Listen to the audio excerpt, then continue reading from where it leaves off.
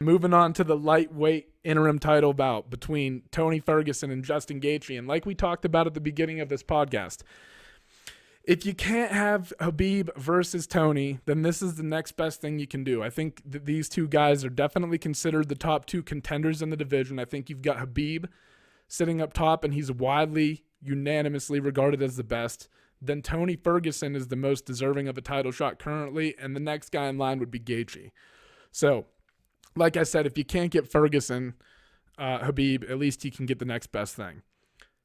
This fight is so interesting because I think it's going to be a real battle of wills. These are two guys that are willing to march through fire in order to land damage. They're both not afraid of getting into, these brawls. They both have a wrestling background. I think Ferguson probably has an edge in jiu-jitsu, being a 10th planet black belt, but Gaethje has probably a stronger wrestling base than Ferguson. And I'll tell you one of the things that I've been thinking about a lot in this fight, and I know that Ferguson's entire career has been it's like built on his ability to survive and persevere and, put a pace on people that they can't keep up with. But in order to do that, he almost always has to go through some sort of adversity. And when the adversity is fighting, and if that adversity includes taking head damage, I'm afraid that it catches up to you at some point. Like, I can think of fights right now off the top of my head that Tony Ferguson has been dropped in. Lando Venata, Kevin Lee, Abel Trujillo.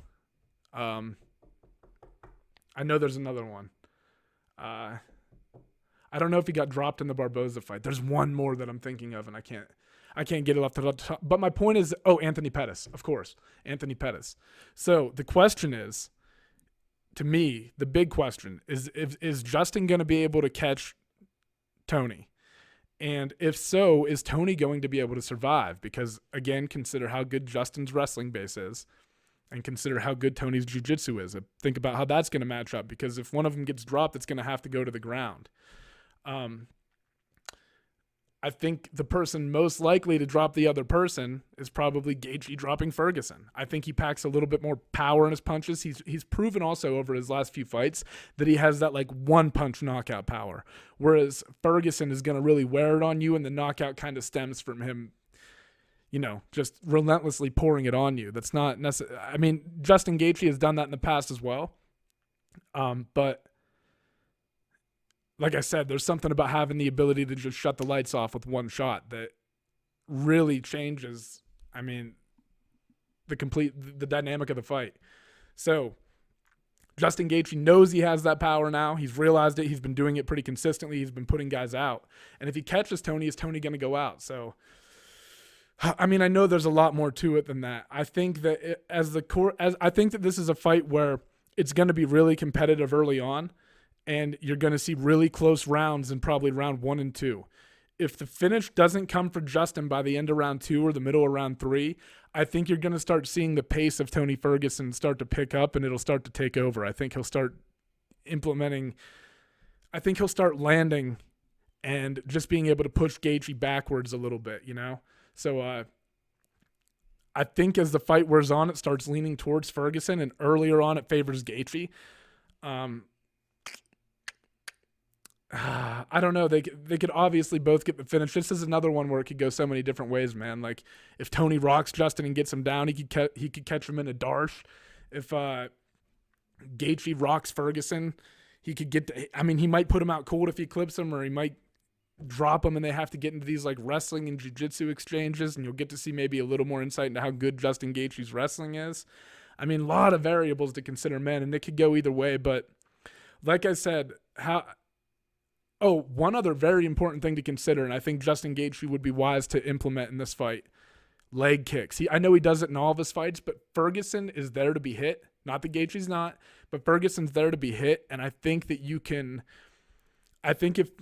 Gaethje is able to chew up the legs of Ferguson, that would pay dividends later in the fight, because it would negate, or at least inhibit a little bit, the ability of Tony Ferguson to put pressure on Justin. So that's something to consider. Whoever's winning the leg kick battle very well may end up winning the fight. I don't know. Like I said, a lot of ways this could go. Officially, I'm going to go with Justin Gaethje. Like I said, I I like the fact that he's been finding these openings and getting these knockouts. And I think like there's something about realizing that you're able to not only pull it off, but pull off these one-shot knockouts against elite level guys in the UFC. And Tony Ferguson has been dropped several times. That makes me nervous. And I'm just nervous that the next time might be the one that puts the lights out. And I think that if, like I said, a finish from Tony is going to have to be a little bit more methodical and a little bit more slower paced, whereas Justin has the ability to end it like that. And that's really that's why I'm leaning towards Justin. But it's a great fucking fight between two of the best fighters in the division, and the winner's going to be crowned the interim champ, and we'll get a shot against Khabib. And you can't be disappointed about either of these guys.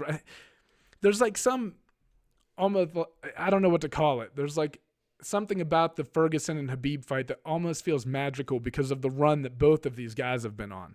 And a part of you wants to root for Tony Ferguson because you almost want to see that fight happen so bad. But in reality, these two are going to probably cross paths at some point anyway. So if Tony Ferguson is the best in the world, I mean, it's almost unfortunate that he's had to do so many times, but it seems like he can really cement his place as the best in the world on Saturday night. And same for Justin Gaethje. He gets to prove that all this hype about Ferguson maybe was only because I'm not here. Or I wasn't here. So we get to figure it out Saturday night who's going to fight Khabib next. And the lightweight division takes a step in the right direction. The interim title, I could care less about the title. Like, they're going to have to fight Khabib in order to earn that. Nobody's going to view them as the actual title holder here. They know that, I think. This is a number one contender fight.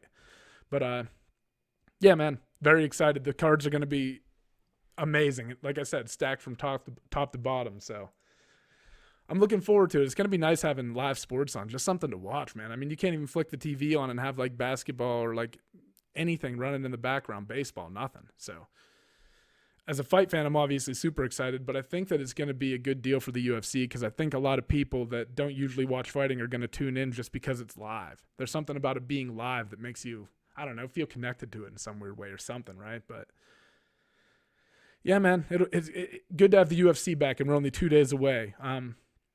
Thank you, everybody, for tuning into the podcast. And if you are listening on iTunes, Spotify, wherever you get your podcast from, we're available on YouTube.